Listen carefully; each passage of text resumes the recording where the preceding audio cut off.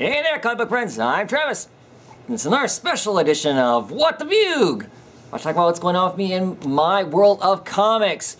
Just survived Emerald City Comic-Con 2015. I'm looking around for my coffee right now.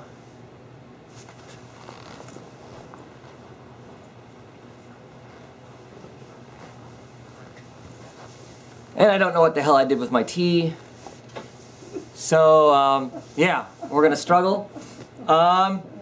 So, this is gonna get filmed throughout the day because now I gotta play catch up with all the household stuff and whatnot. But in this video, as I film it today, there is going to be what I collected from Emerald City Comic-Con and my thoughts on some of the stuff. And yeah, I'll just kind of share as I go along. This video may end up being ridiculously long, so bear that in mind if you're not interested, because you know I can't just show you the stuff. I gotta tell you the story behind the stuff, because that's just how I operate. So there'll be things like you know, some of the original art that I picked up. You'll get to check out some of the T-shirts that I picked up. We'll talk about comic books that I got signed and creators that I talked to, and we'll also dig into a few of the back issues that I picked up along the way and all the adventures in between. So stay tuned for that. We'll jump right into that with whatever I come up with next. First, here. Changing. Hey, I found my tea, so I'm good to go. And I think my comic books are here. I think so. So, yeah. I got last week's comic books, just came in the mail, so that's good. I'm so excited to read Wicked and Divine. Yes, we heard lots of stuff about Wicked and Divine, so everybody's chompy at the bit at my house to read Wicked and Divine. I'll get into that in a little bit. So, anyway, my comic books for last week, which, you know, that's what I'll be spending the afternoon doing. Getting caught up so I can talk comic books with everybody. Of course, then, at the end of the week, I'll get my regular books. Anyway, that's off the track, right? It's going to be a scattered video, I'll tell you right now. Not totally on my game. Let's talk back issues, because I know that's why a lot of you are watching. I'll tell you right up front, I didn't really buy a ton of back issues. The con, basically how it ended up going was 3 days, full day Friday, full day Saturday, and Sunday, full day being 10 to 7, Friday, Saturday, and then Sunday was 10 to, I want to say 4:30, 5 o'clock, something like that. I left on Sunday around 4 o'clock is when I left the con. To head home. I got a 5.5 hour drive to get to and from, so yeah, to make it not too late getting home, because some people in the family had to work today.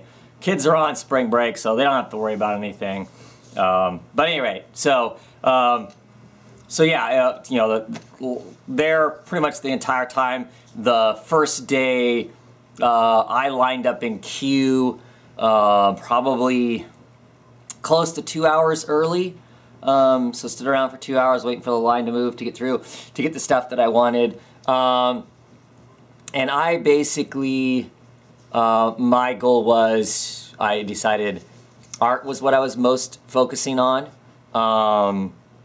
So I spent pretty much all of the first day getting art and a few signatures, and then the second day I spent most of the day either in panels or getting signatures. And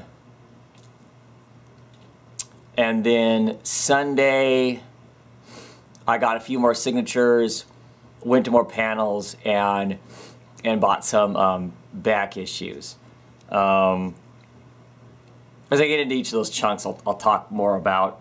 I didn't get all the art I wanted, I have some lines on some art that I've been planning to get, but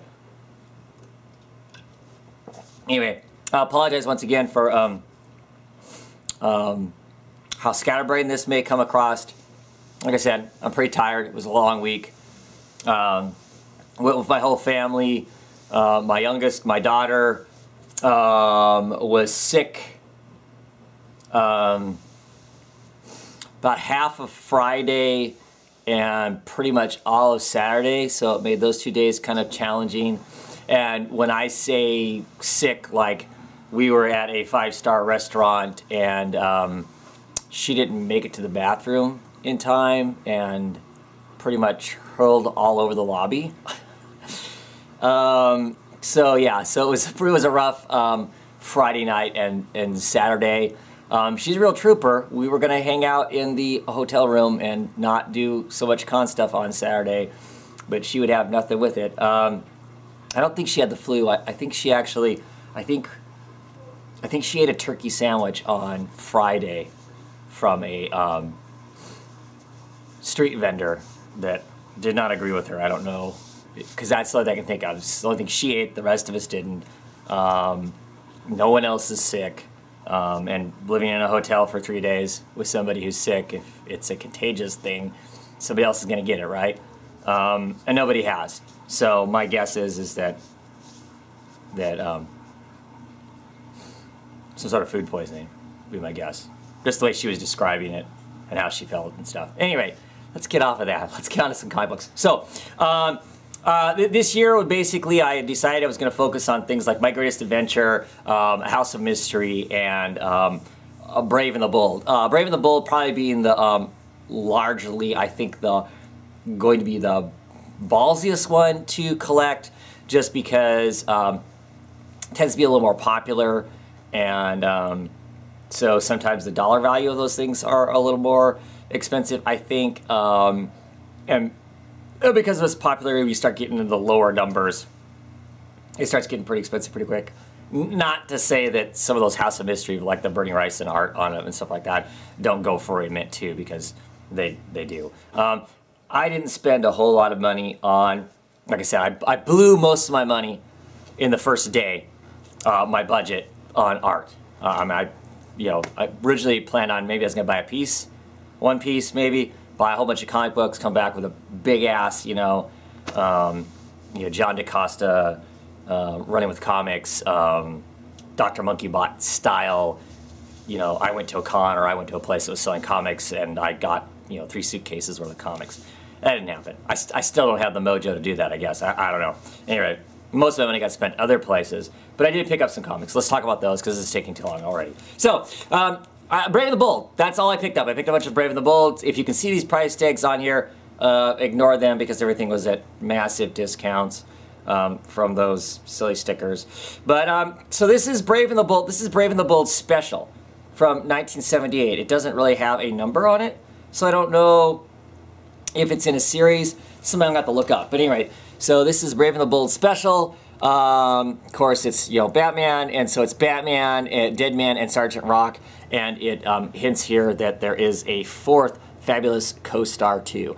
So you've got Deadman and Sergeant Rock having to save Batman because he's a statue of some sort. Haven't read any of these clearly. Haven't even opened them up really, but I always love Brave and the Bold. The covers alone, just the idea of him being teamed up with all these different people.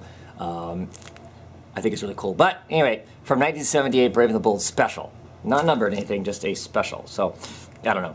Don't know what's up with that. So, the oldest of the group that I bought, I haven't looked up to see what the actual date is on this, but clearly it is a Silver Age book, 12-cent Batman. It's got the old banner, the old flying banner here, the Brave and the Bold, Batman, and Green Lantern. The TikTok traps of the Time Commander. Bum, bum, bum. Love the colors on this thing. I love the fact that it makes an hourglass, which is kind of cool out of the lantern. Kind of fun old cover there. So that'll be cool to check out. I'm definitely reading these. I like reading the old Brave and the Bold. Some old comics I don't, I collect them. I get a kick out of the covers. Maybe I get around to reading them, and sometimes I don't. Brave and the Bold is one of those ones that I definitely do just because they're fun. Of course, another Silver Age here. This is, oh, sorry. I don't know if I said what issue this was. This was issue 59. This is issue 65. And of course, it's with the Doom Patrol, the Flash and Doom Patrol. So of course, I was going to make sure I got it just because it was Doom Patrol. So that's going to be, that'll be cool. Yeah, super excited by that. So, be cool. None of these are in great condition. These are all, you know, pretty worn and pretty beat up. So here is Brave and the Bold, of course, issue 71. Batman and the Green Arrow. Still the Green Arrow with the old costume with the red gloves. So that's pretty classic. I'll have to look up to see who did some of the art on some of these. But yeah, let's see here. Batman Plastic Man. Doom. What is thy shape? I love these old covers. I just love all the crazy stuff written on them and whatnot.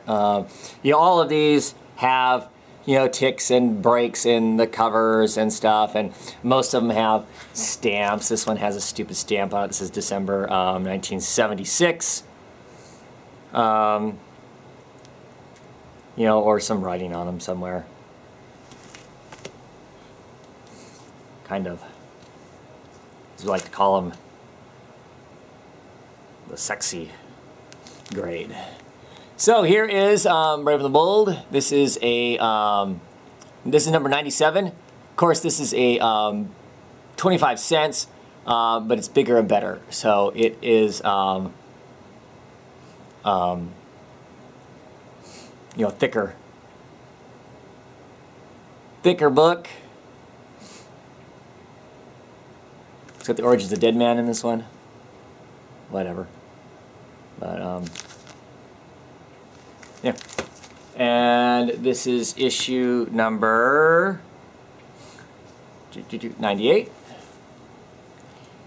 Batman and the Phantom Stranger. Awesome combination. That one almost has more of a look of a horror, House of Mystery kind of a thing on it. Mansion of the Misbegotten, plus the Killer Shadow, and the one challenger must die. Dun, dun, dun. Super curious about this one. This is issue number 105. 20-cent comic here. Batman and Wonder Woman. Play now, die later. And if that's Wonder Woman, all dressed in white there with that big belt, I want to know what that's about. Look at that giant stamp at 12 cents on it. Somebody had these on sale. But yeah, that's Wonder Woman. I'm real curious. Trying to figure out. You know whose signature that is? Yeah, I probably can't see it there.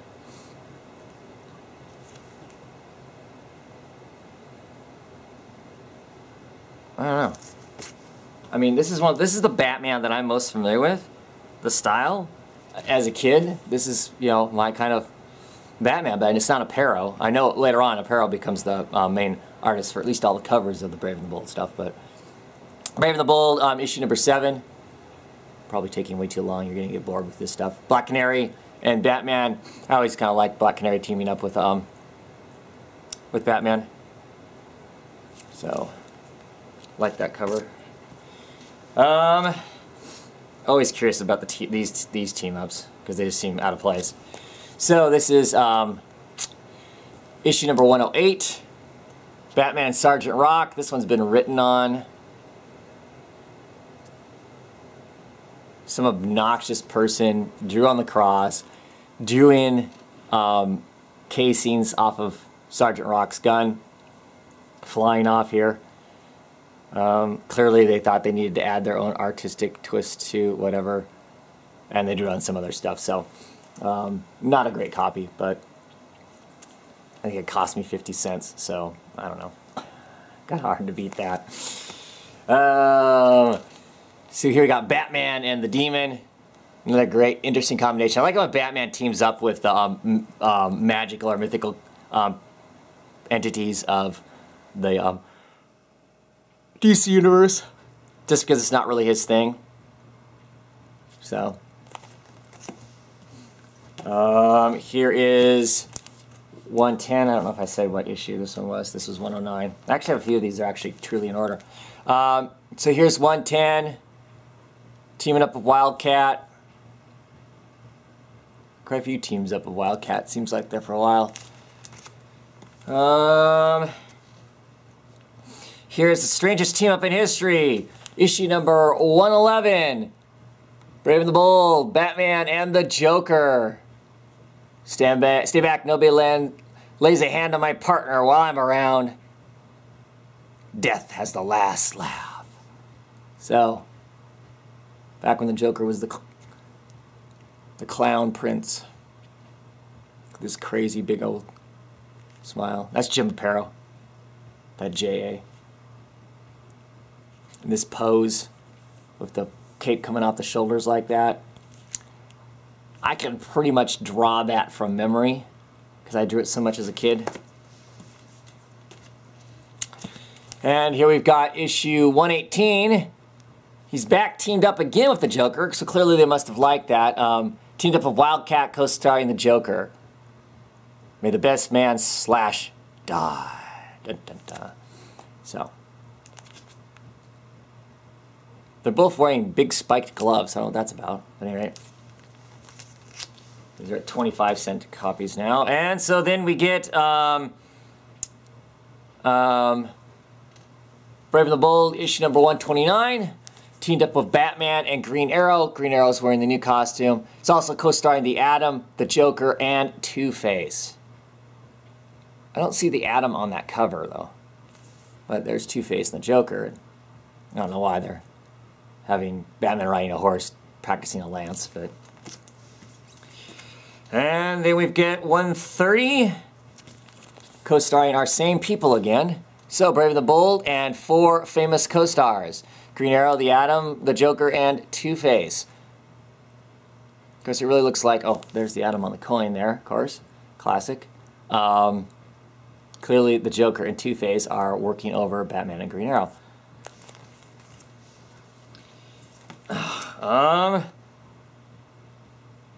Then issue 141, rolling into definite Jim Aparo covers here. Classic Canary with her big-eyed look there of shock. Because Alfred's dead! 141, if I didn't say what that was. 35-cent comics. This is back when I, 35-cent comics. Actually bought a few comics at 35 cents. So, Superman and Supergirl.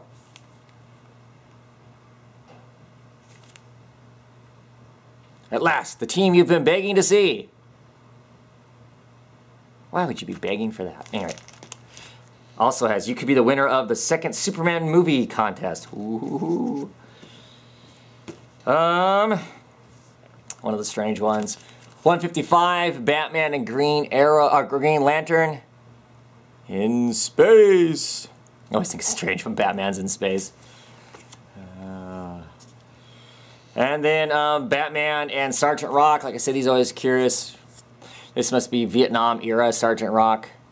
Except it looks like he's fighting Nazis still, so I don't know how that works. Yeah, they forgot to put the yellow around Batman's bat on that cover. That's kind of funny. They didn't even put the circle on it. Alright, that's 162. 163, I love this cover. So it says 166, but then it says first issue featuring 8-page extra story, Nemesis, a dynamic new series. Oh, so this is when they put Nemesis in the background, the Brave and the Bold, and then they had this backup story of the Nemesis in it. So this is the first one with that in it.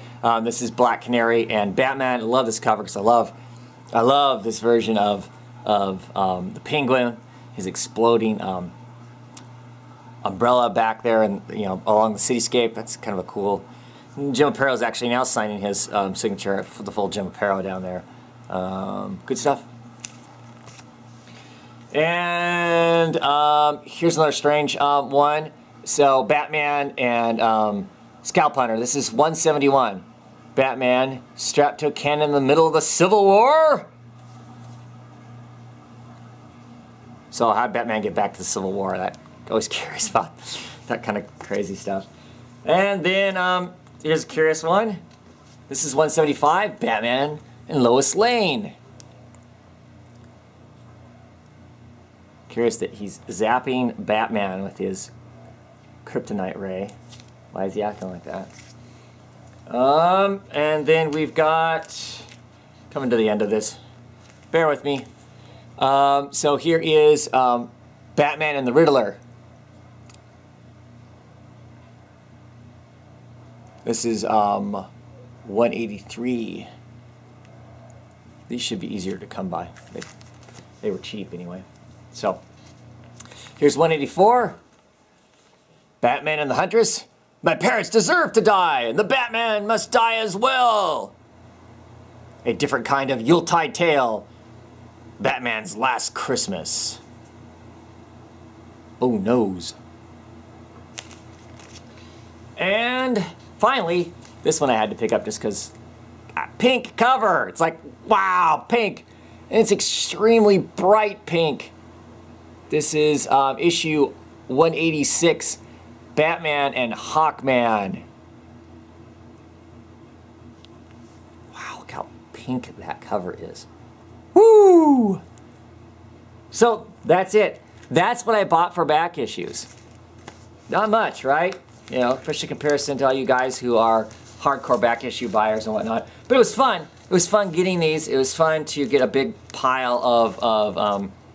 Like, granted, I mean, I don't even know, quite honestly, what number Brave and the Bold goes up to before it starts over again.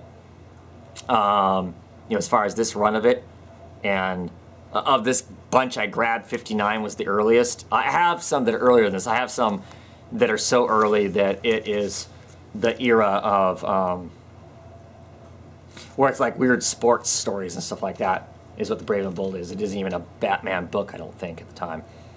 A few of those. But anyway, so that's a little chunk of Batman, Brave and the Bold. We'll see how big of a chunk I get as the year goes along. But that's it for back issues. I'm going to segue into something else that I picked up now. So, transition.